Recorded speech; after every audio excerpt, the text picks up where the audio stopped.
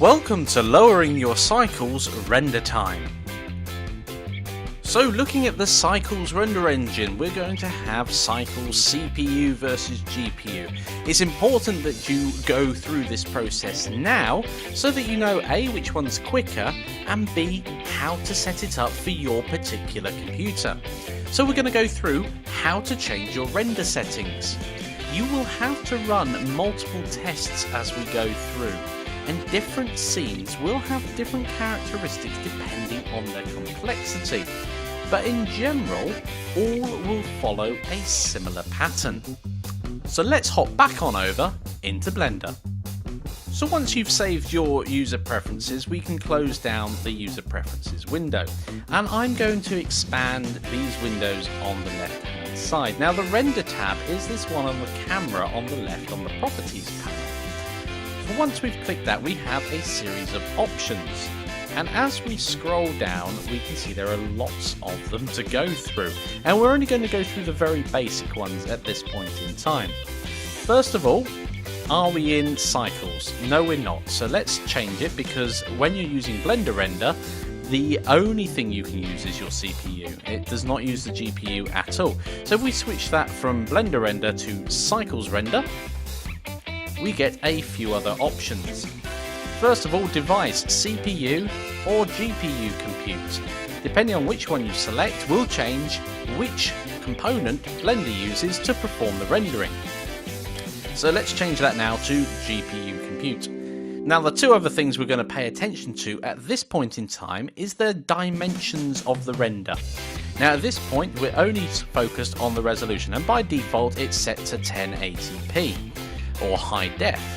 Now we notice there's a slider underneath that says 50%, so actually this is going to render at 50% of 1080p. So you can adjust that to get a good feel of render times. If we whack that up full from 50% to 100%, I think it's going to take about 4 times longer to do the render than if it's at 50%. And it'll be 4 times quicker if we knock that down to 25%. So let's scroll right down. There's one other option that's very important, that's under performance. If we open that up and scroll down, we have tiles. Now this is very important and will vary from card to card, graphics card to graphics card, or processor to processor. So X and Y settings. Play about with those and we'll find that some things take longer than others. So let's leave it at 6464 and render up this cube here. So let's go to render and render image, and there we go, it's rendered it out, and we can see the time at the top here is just over 1 second. Now this cube is rather basic, so we can't really do any testing with it because the render times are just going to be around 1 second whatever we pick. So what I'd like you to do is go to your section assets and open up the BMW file. So let's go and open up our section assets now. So here we go, BMW 27.blend. If you open that up, you should end up with something like this on your screen. And it's got a convenient notepad. Remember to save the file as you go. Now the person that set the scene up, we can see that they used an Intel i7 at 3.8 GHz. That they've got a GeForce GTX 770, and they've noted the times beneath using the GPU and CPU. Now feel free to explore around our scene. We can see how it's constructed, and we'll be doing a similar thing later on. In fact, if we zoom out, we can see that this is, these two cars are in a bowl of sorts, and there's a couple of cameras all set up. When you go to render your image up the top here with render image, or the F12, or indeed there's a button under render on the properties here. When you hit render, you can see it starts building our scene first of all, because it's much more in-depth, and then it starts rendering. Now we're on GPU compute, and if we scroll down, the dimensions are set to 50% of 1080p, which is fine. You'll want to leave it at that for these tests. On performance, we can see that the tile size is currently set to 128 by 128. Now I'm not going to sit here and wait for the whole thing to render it out. As we can see along the top here, it's predicting about 12 minutes in total. However, if we change these here, the X and Y, you will see that what the impact of that is. So this tile size refers to how many pixels by how many pixels we're actually rendering at. So if I cancel the render with this little cross on the info header and change this to 512 by 512, you will see that it renders a much larger area at once. So it needs to build the scene first and do some calculations. And we can see it's building up this large area here, and it's doing that all at once. Now, depending on these settings, your graphics card or CPU will render at different times. In general, these numbers are larger with graphics cards and smaller with CPU. So if I go up to where it says GPU compute and switch that to CPU, stop the current render, and then scroll back down and perhaps put this at 64 by 64, so it's slightly smaller than it was before, and hit the render key, F12, you will notice that I have, after it's built, 1, 2, 3, 4, 5, 6, 7, 8 squares. So it's doing 8 renders at once, whereas the GPU does 1 at once.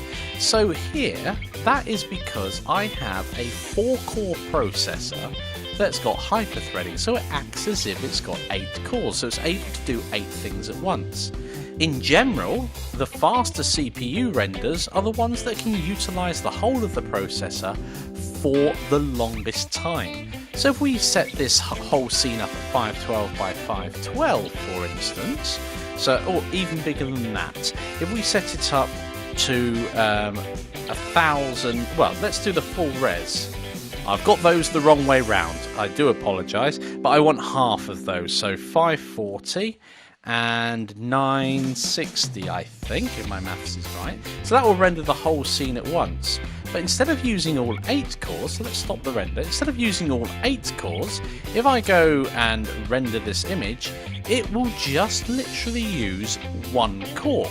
We've got the orange borders of there, and it will be rendering it only using 1 core, which is not very efficient. Okay, it's challenge time. I'd like you to get your best render time. If you haven't done already, please open up the BMW27.blend file from the asset pack. And I'd like you to perform multiple renderings with the GPU and CPU.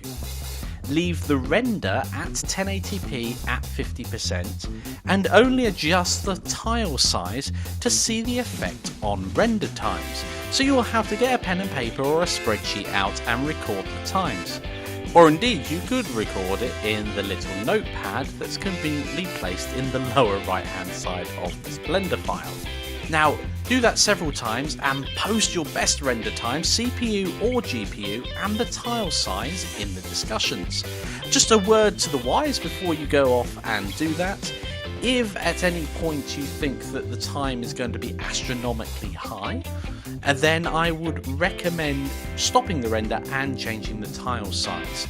In general, the GPUs will do better with larger tile sizes and CPUs will do better with smaller, but that will vary depending on your particular hardware. So pause the video now and give that a go. Welcome back. Let's hop over into Blender. So we left our scene like this. Now I'm not going to bore you all with rendering times at the moment. I've already gone off and done that all. So I'm going to open one of the files I've been working on, which is the BMW 27 render times. So how did I fare on my computer? So I'm just going to pull this out completely. As you can see, I've done lots and lots of tests on my computer. Now, I've gone all the way from 16 by 16 all the way up to 512 by 512. You don't have to have these particular numbers, by the way. They don't have to match. As you can see, res matched underneath. These are direct divisions of the resolution that we're rendering to. So here we have at 16 by 16, you can see it takes up to 52 minutes. I actually did not wait for that one to render. At 32 by 32, it gets down to 13 minutes, 8 minutes, 7 minutes, 7 minutes 23, 7.5, 7:23. So that looks like that one there was the fastest that the GPU was going to render. And we can see that I got it even lower when we had a res match. It's just because this happens to be closer to the ideal value for both my graphics card and this particular scene. I've made a couple more notes here when it comes to the CPU. I'm just going to pull that out so we can read my drivel. Let's just pull that down so you guys can read what it says as well. Okay, so CPU time, it looks like, as you can see here, at 512, 512, well, 4 cores were utilised briefly and then a rapid drop down to 2 cores. So my max utilisation on the Mac is 800%, and that's 4 cores with 4 hyper-threading units running at once. So 100% would be 1 core, and 8 would be the 8 cores in total. So the longer the whole processor can be utilised, the faster the render.